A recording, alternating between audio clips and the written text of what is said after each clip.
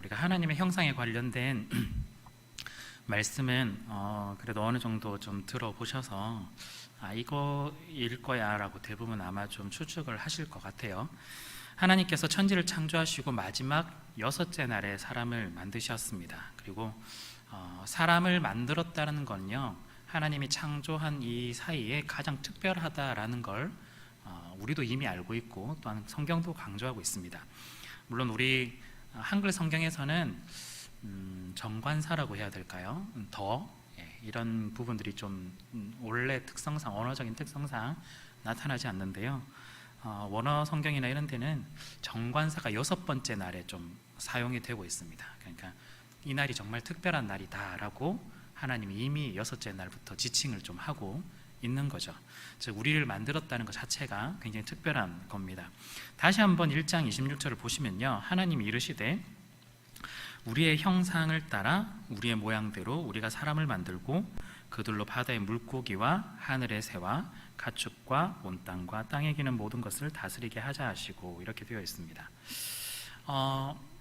고대 사회에서는요, 오직 왕 한 명, 왕만이 신의 형상을 가질 수 있었다라고 다들 생각을 했었어요.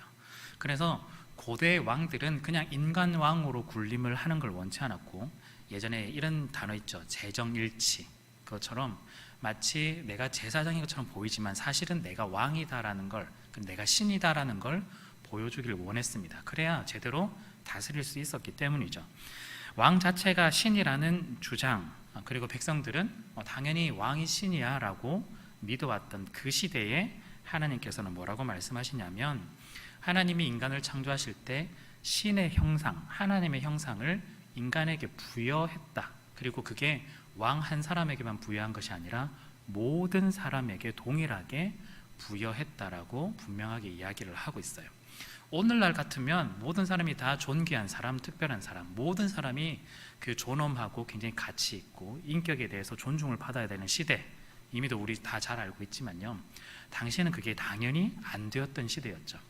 왕과 백성들을 나눴고, 또한 백성들 중에서도 높은 사람과 낮은 사람을 또 나눴고, 그 사이에서도 또한 남자와 여자를 나눴었고, 그러다 보면 실제 존중받을 수 있는 사람 자체는 거의 없었거든요. 그런데 그 시대 때에 주어진 말씀이 참 독특하게도 왕만이 신의 형상을 가진 것이 아니라 모든 인간이 다 신의 형상을 가졌다라고 이야기를 하고 있습니다.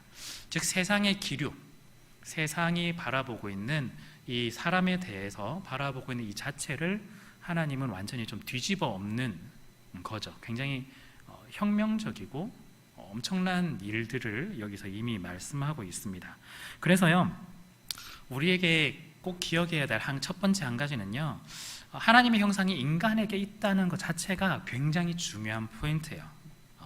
물론 우리 사람이 신이 되었다 이건 아니겠지만, 하나님께서 하나님의 형상을 우리에게 부여했다라고 이야기를 합니다.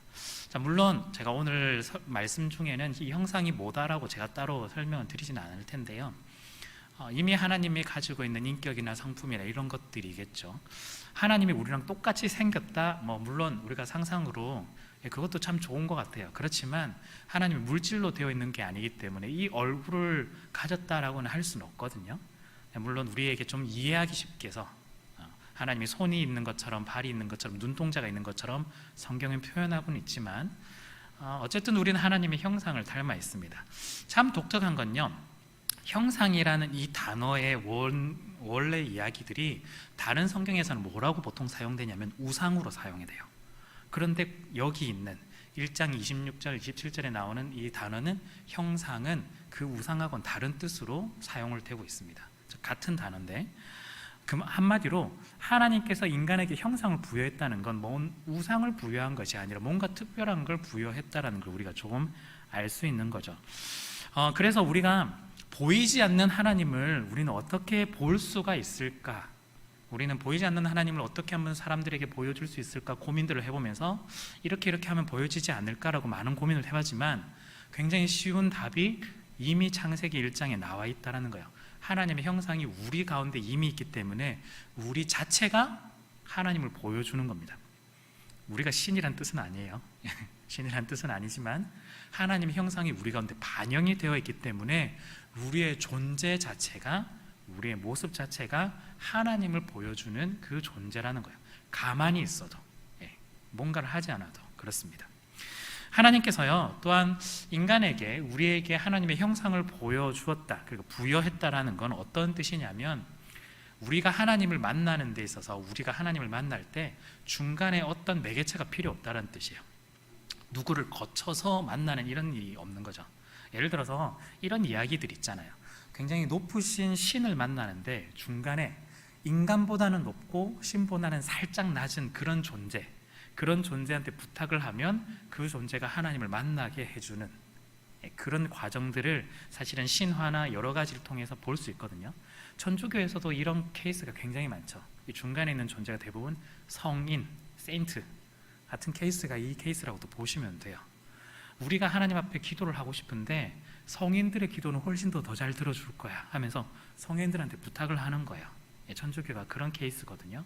그 대표적인 케이스가 마리아 같은 거였죠. 마리아한테 부탁을 하면 마리아가 이야기를 해줄 거야. 왜냐하면 마리아는 죄가 없기 때문에. 천주교에서 말하는 거예요. 그건 그런 케이스예요. 근데 사실은 하나님께서 우리에게 형상을 부여했다는 건 무슨 뜻이냐면 중간 존재가 필요 없다는 뜻이에요. 왜죠? 하나님의 형상이 이미 우리 가운데 있거든요. 우리 가운데 없어서 하나님을 어떻게 하면 볼 수 있을까? 어떻게 하면 만날 수 있을까? 아니라는 거예요. 이미 우리 가운데 하나님의 형상이 부여되었기 때문에 하나님을 만나는데 아무런 문제가 없다라는 거죠.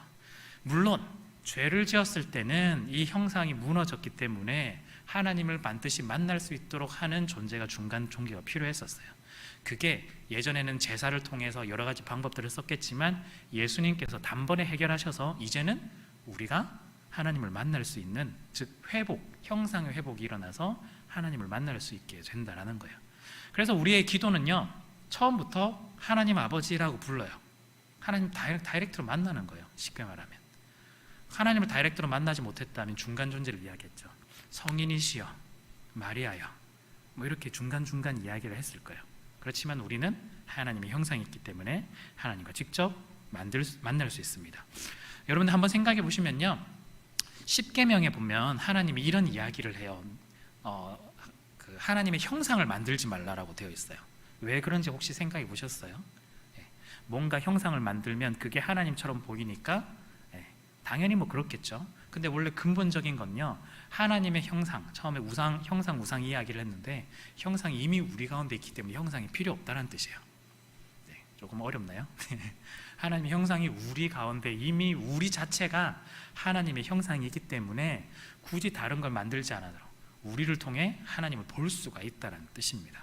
그래서 다른 것 존재를 만드는 것 자체가 우상이 될 수밖에 없어요. 하나님의 형상이 여기 있는데 다른 걸 자꾸 만든다는 것, 그러면은 하나님의 형상이 있는 존재가 형상도 없는 존재에게 절하게 되는 케이스거든요. 즉 하나님이 마치 피조물을 향해서 절하는 듯한, 굉장히 있을 수 없는 케이스인 거죠. 그래서 하나님께서 만들지 말라고 하십니다. 즉 지금까지 제가 말씀드렸던 건 중요한 포인트가 하나님의 형상이 우리 가운데 있다. 그게 굉장히 중요한 포인트예요. 자, 그렇다면요, 하나님의 형상이 우리 가운데 있다라는데 어떻게 하면 우리가 하나님의 형상을 보여줄 수 있을까?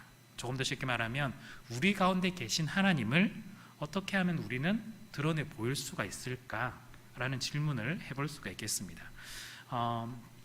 우리의 모습을 통해서 하나님이 발견이 되잖아요. 그러니까 우리가 하는 모습을 통해서 하나님의 형상이 나타날 수 있습니다. 총 3가지인데요. 첫 번째는요, 중간에 말씀드리는 거랑 동일한데, 이미 우리가 하나님의 형상을 받았기 때문에, 하나님의 형상으로 만들어져 있기 때문에 가만히 있어도 존재 그 자체만으로도 우리는 하나님의 형상을 드러낼 수가 있습니다. 존재 그 자체만으로도 사람들은요 우리를 통해 하나님을 만날 수가 있다라는 거예요. 하나님을 알 수 있다라는 거죠. 우리가 인간으로 살아간다는 건요, 부모를 통해서 우리가 이 땅에 태어나게 되고 또한 성장하고 자라게 되는 거죠. 그리고 또한 우리도 부모가 되는 과정들을 거치기도 하는데요, 이런 이야기합니다. 아이들을 보면 누구 닮았다, 아빠를 닮았네, 엄마를 닮았네, 이야기를 하는 겁니다.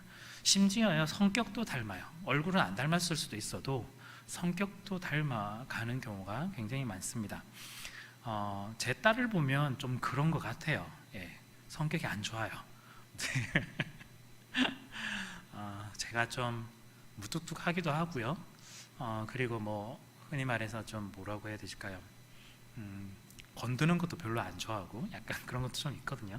근데 저는 괜히 제 딸한테 좀 사랑한다 표현하고 싶어서 좀 건들고 이러면은 계속 막 치워라고, 만지지 말라고, 약간 그러면서 괜히 기분 나쁜 게 아니라 역시 내 딸이구나, 약간 거절 당해놓고 약간 즐기는 약간 그런 게 있더라고요. 아마 여러분들도 충분히 한 부모님의 또한 여러분들의 자녀이기 때문에 여러분들도 그걸 느끼지 않을까 생각합니다. 우리는요, DNA 특성을 따라서 외모적인 면이나 성격적인 면이나 그런 것들을 닮아갈 수밖에 없어요. 자, 그렇다면 하나님의 형상도 마찬가지라는 거예요. 우리가 하나님은 아니지만 하나님의 속성, 어쩌면 하나님의 성품, 하나님의 가지고 있는 이 모습들이 자연스레 우리 가운데 살아갈 때마다 드러나게 될 수밖에 없다라는 거죠. 하나님의 모습이 우리를 통해서 대표적인 게 사랑이에요. 사랑이죠. 물론 예수님 안 믿는 사람들 사랑하지 않나요? 그렇죠. 왜냐하면 인간 자체가 하나님의 형상으로 만들어졌기 때문이에요. 하나님의 속성 때문에, 하나님의 본질적인 요소들 때문에 우리는 사랑을 할 수 있는 존재들입니다. 우리가 이 사랑을 한다는 것도 종류가 굉장히 많잖아요. 그게 인간이니까 가능한 거죠. 사랑이 부여되었기 때문입니다. 즉 우리가 하나님으로부터 형상을 부여받은, 지음받은 존재입니다. 가만히 있어도 보여진다는 거죠. 자, 그렇다면 나머지 두 가지가 조금 더 중요한데요. 우리가 가만히 있어도 드러내는 것과 다르게 적극적으로 드러내야 하는 부분도 있다라는 걸 이야기를 하고 있습니다. 그게 두 가지고 오늘의 제목입니다. 닮은 것과 닮아가는 것인데, 닮은 것은 어떻게 보면 방금 DNA가 이어지는 것처럼 가만히 있어도 닮았기 때문에 드러나는 것과, 또한 우리가 닮아가려고 조금 더 노력해야 되는 부분도 분명히 있다라는 거죠. 자, 닮아가는 것을 통해서 우리가 하나님이 원하시는 그 그림, 원래의 모습, 원래의 형상대로 더욱더 회복할 수 있도록 노력하고 나아가는 것들, 그걸 통해서 우리가 하나님의 형상을 나타낼 수 있는 게 반드시 좀 필요하겠습니다. 먼저 첫 번째는요, 함께함으로 우리가 하나님의 형상을 드러내게 됩니다. 함께함으로. 자, 하나님께서요, 인간을 창조하기 이전까지는 어떤 뭐 해와 달을 만들든 동식물들을 만들든 하나님께서 뭐라고 첫 마디 하시냐면, 하나님이 이르시되라고 이야기해요. 하나님이 이르시되 해를 만들고 달을 만들고 이렇게 하는 거죠. 그렇게 말씀하시는데, 사람을 만드는 여섯 번째 날이 되면 하나님의 말투가 갑자기 달라지기 시작해요. 쉽게 말하면 주체가 달라져요. 오늘 읽어보니까 뭐라고 되어 있죠? 우리의 형상을 따라 우리의 모양대로 우리가 사람을 만들자라고 이야기를 합니다. 조금 이상하지 않나요? 분명 우리는 하나님이 한 분이라고 배웠는데 하나님이 이야기할 때 우리라고 이야기해요. 이 우리가 누굴까? 물론 학자들은 여러 가지 이야기를 하지만 거의 대부분은 삼위 하나님이다라고 이야기를 하고 있어요. 즉 성부, 성자, 성령 하나님을 보여주는 장면이라고 보통 이야기를 하고 있거든요. 그런데 우리 인간을 만들 때 하나님께서 우리가 만들자라고 할 때 한 번만 써도 되는데, 그냥 우리의 형상을 따라서 모양대로 사람 한번 만들어 보자라고 해도 되는데, 일부러 강조하는 거예요. 우리의 형상을 따라 우리의 모양대로 우리가 사람을 만들자. 지금 여기서 어떻게 보면 사람이 만드는 게 포인트가 여섯째 날인데, 그걸 만드는 주체가 더 강조되어 있어요. 우리라는 단어를 통해서. 누가 만드느냐? 그냥 하나님도 아니고 삼위 하나님, 즉 성부, 성자, 성령 하나님께서 우리를 만든다라는 거예요. 복수로 표현이 좀 되어 있는데요, 이 삼위 하나님이라고 처음부터 그냥 우리 한 단어 이렇게 쓰면 되는데, 왜 굳이 여섯째 날에 우리라는 단어로 이렇게 표현을 하고 있을까? 삼위 하나님이, 성부 하나님이, 성자 하나님이, 성령 하나님 이런 식으로 표현해도 되는데 왜 꼭 우리라는 단어를 써서 이렇게 표현을 했을까? 아마도 분명히 의미가 담겨 있을 거예요.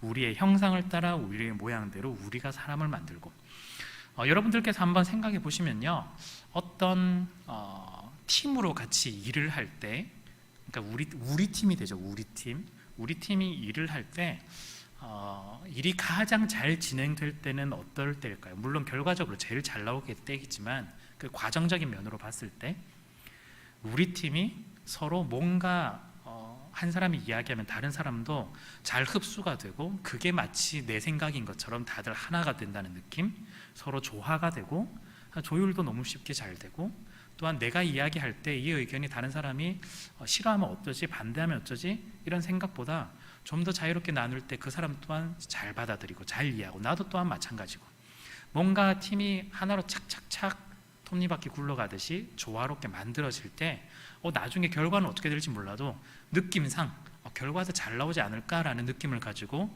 일을 할 수 있게 되는 거죠. 이런 거예요.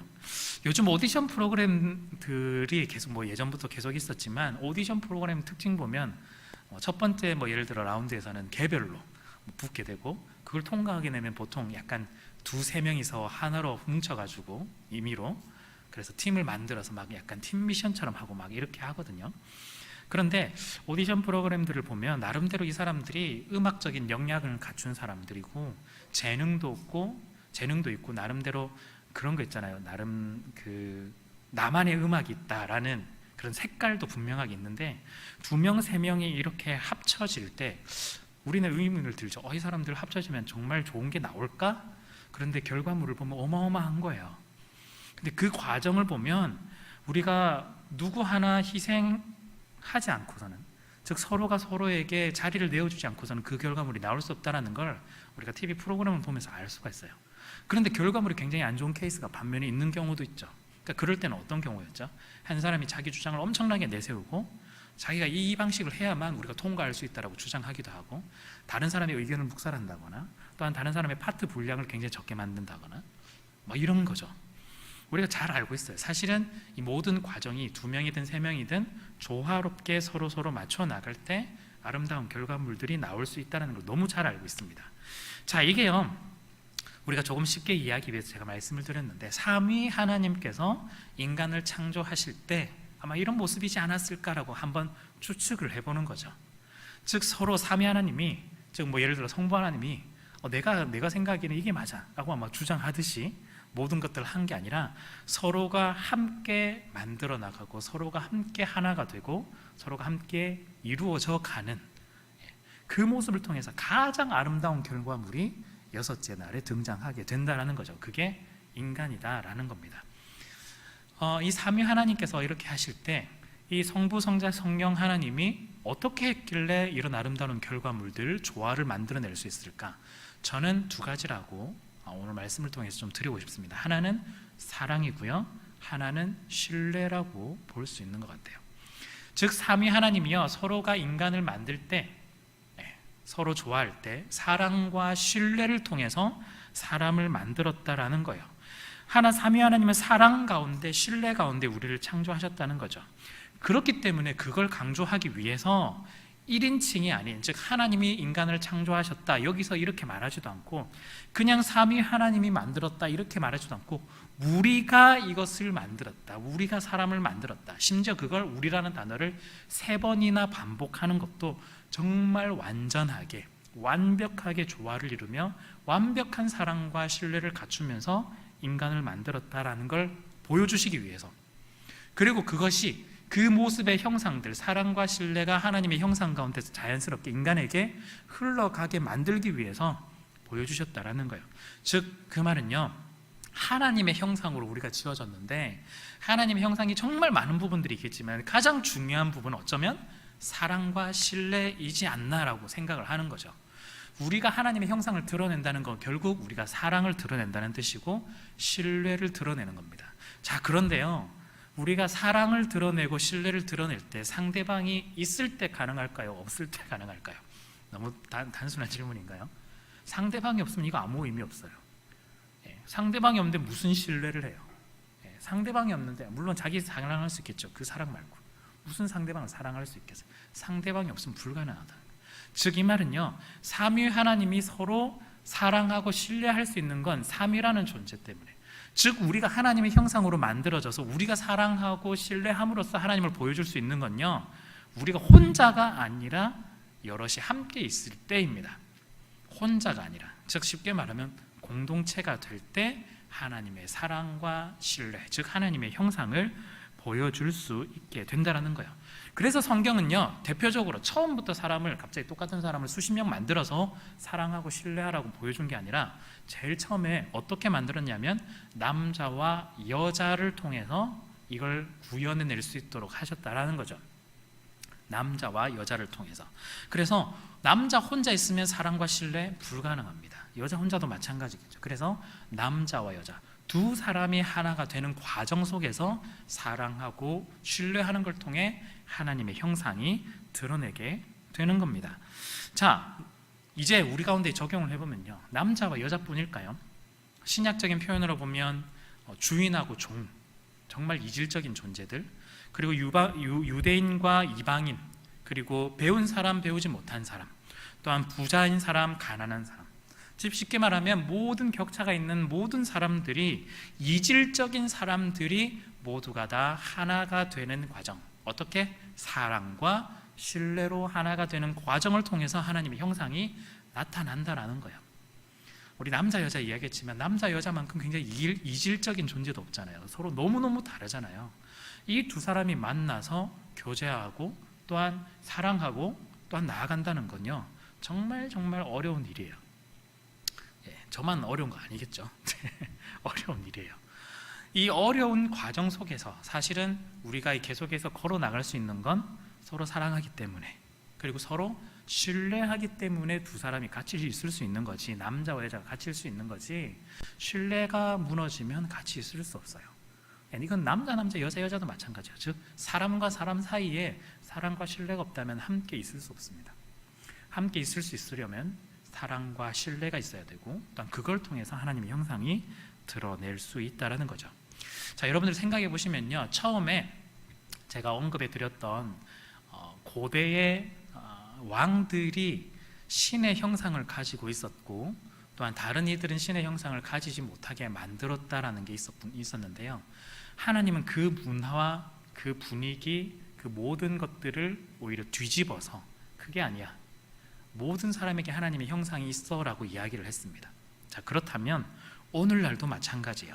오늘날 문화를 생각해 보면요, 사회 구조적으로 어렵게 되는 상황들, 혼자 있게 만드는 상황들, 그건 일단 잠시 놔두고요, 그것도 우리가 더 고민하면서 문제를 풀어나가야 되겠지만, 개별적으로 나 자신, 나 스스로를 좀 돌아봤을 때 우리가 사실은 두 명보다는 한 사람이 훨씬 더 편한 시대를 조금 살고 있는 것 같아요.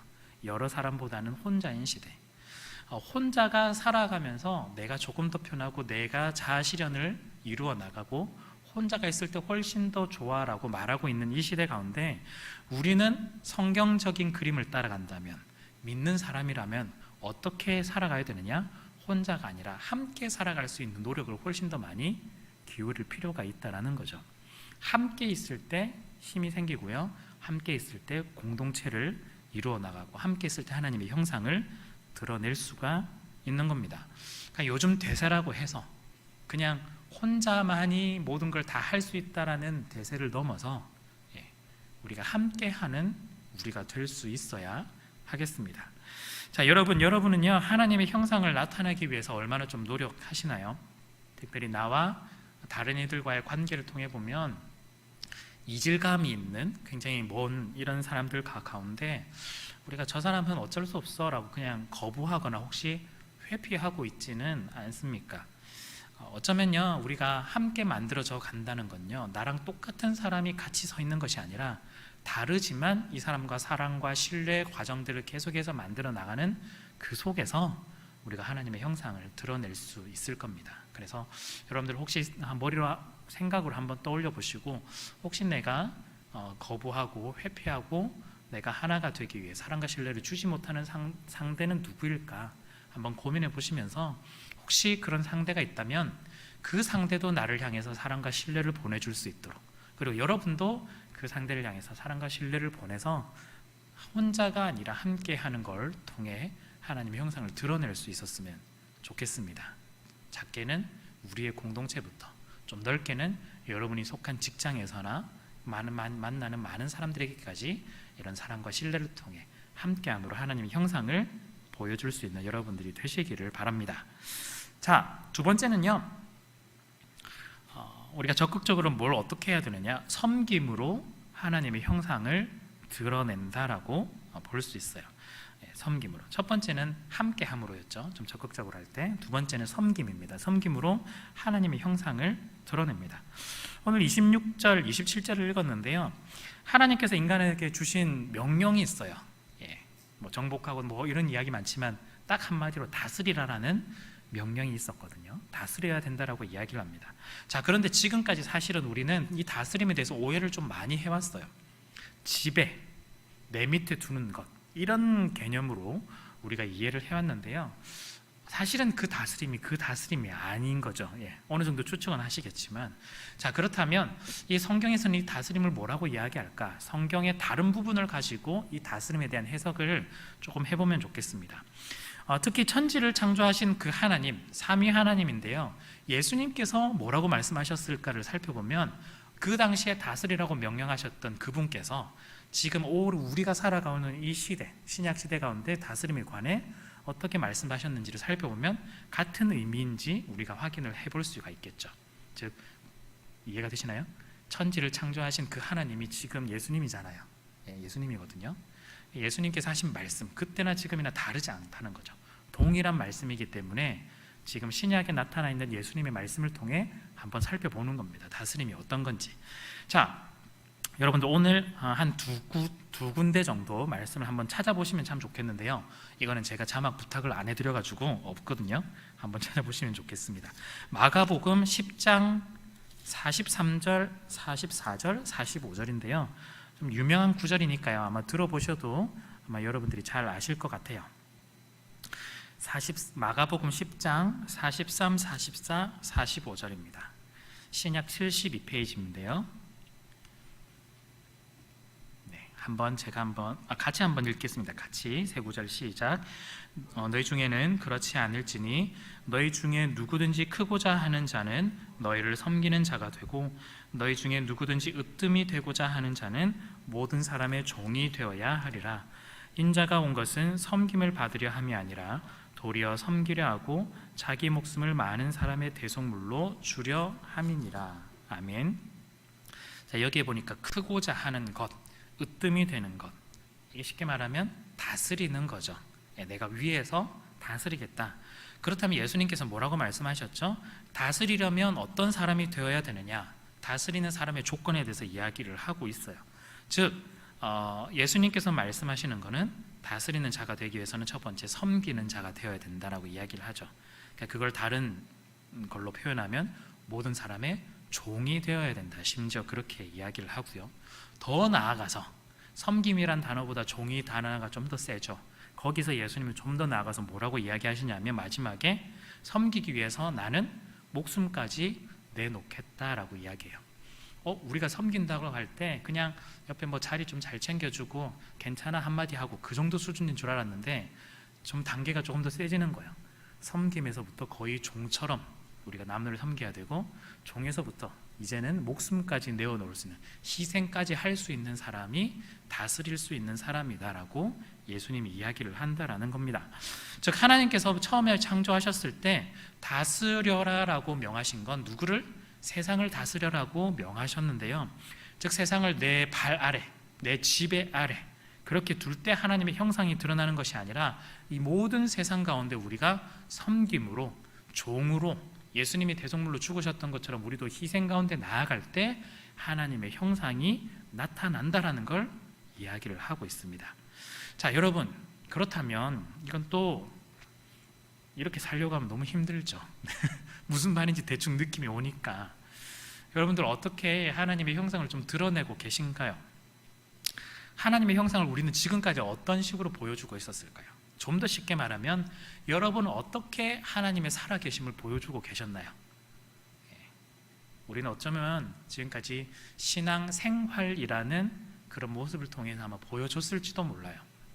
예를 들어서 밖에 나가서도 저 열심히 교회 다녀요 라고 티를 낸다든지, 식사 기도를 정말 잘한다든지, 아니면 회사에서도 말씀 읽고 기도하고 큐티하는 모습이 잠깐 아침에 시작할 때라도 보인다든지, 그 약간 자기 스스로에게도 칭찬되고 도움이 되겠죠. 자, 그런데 여러분들 한번 생각해 보시면 이건 너무 중요하긴 하지만 이게 원래 하나님께서 의도하셨던 하나님의 형상을 드러내는 방법일까요? 아니면 하나님의 모습을 보여줄 수 있는 방법이라고 하셨을까요? 그게 아니다라는 거예요. 물론 너무 중요합니다. 계속해서 하셨으면 좋겠고 또한 그렇게 여러분들이 신앙을 잡아 나가시면 참 좋겠습니다. 그런데 하나님의 형상을 드러내는 방법, 보이지 않는 하나님을 보여주는 방법은 방금 보셨던 것처럼 섬김을 통해서 드러나게 된다라는 거죠. 우리가 한 가지만 제가 말씀드린 것처럼 더 다른 데를 찾아보도록 할게요. 이것도 여러분들이 잘 아는 말씀인데요. 빌립보서로 한번 가보겠습니다. 빌립보서 2장 6절부터 11절까지 신약 319페이지에 있어요. 빌립보서 2장 6절부터 11절까지입니다. 2장 6절부터 11절까지. 네, 이것도 찾으셨으면 우리 같이 한번 읽겠습니다. 신약 319페이지입니다. 시작. 그는 근본 하나님의 본체시나 것으로 여기지 아니하시고 오히려 자기를 비워 종의 형체를 가지사 사람들과 같이 되셨고 사람의 모양으로 나타나사 자기를 낮추시고 죽기까지 복종하셨으니 곧 십자가에 죽으심이라. 이러므로 하나님이 그를 지극히 높여 모든 이름 위에 뛰어난 이름을 주사 하늘에 있는 자들과 땅에 있는 자들과 땅 아래에 있는 자들로 모든 무릎을 예수의 이름에 꿇게 하시고 모든 입으로 예수 그리스도를 주라 시인하여 하는 아멘. 자, 여기에 보니까 예수님께서 어떻게 하셨죠? 이런 단어들을 보면요, 종으로, 섬김으로, 복종으로, 죽으심으로, 그 결과가 9절에 나옵니다. 9절에 보니까 하나님이 그를 지극히 높여서 모든 이름 위에 뛰어난 이름을 주사. 처음부터 다스리기 위해서 내가 이걸 하려고 한 게 아니라 정말 섬기고 복종하고 종이 되고 목숨까지 내어놓으니까 하나님께서 제일 가장 위 다스림의 자리에 이미 하나님께서 올려주신다라는 거죠. 심지어 그래서 10절에 보니까 모든 만물, 하늘에 있는 자들과 땅에 있는 자들, 땅 아래 있는 자들로 모든 무릎을 예수의 이름 앞에 꿇게 한다.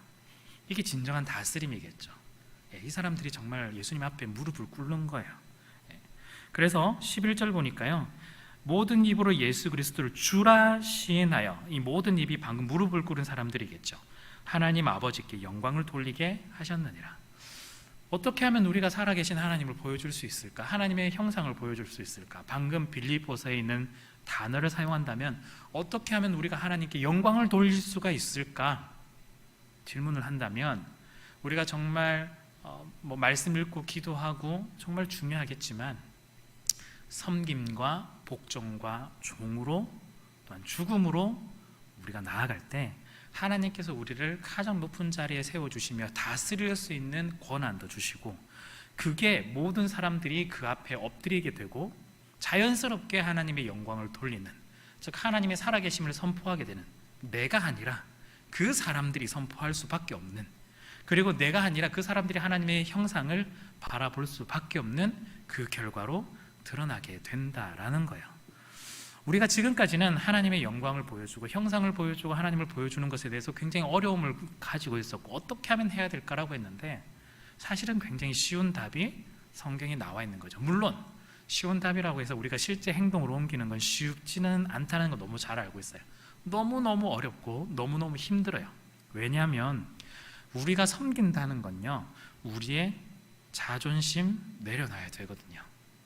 이게 너무 중요한 문제입니다.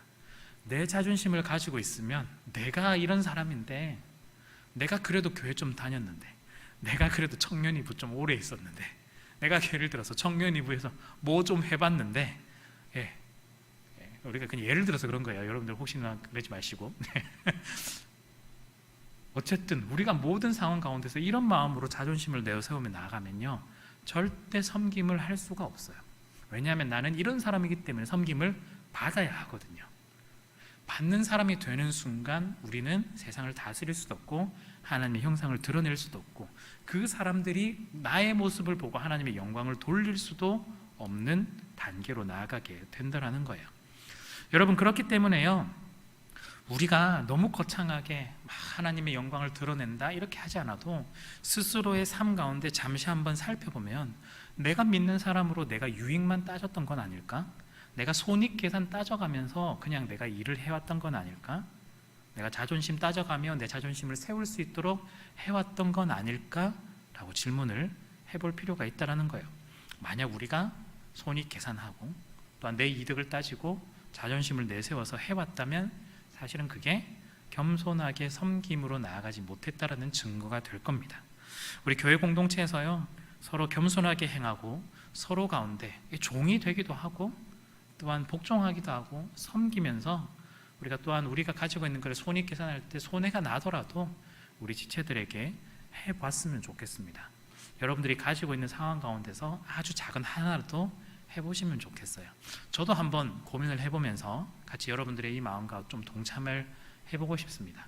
제가 목사라서 뭔가 있기 때문에 뭐 하진 않고요.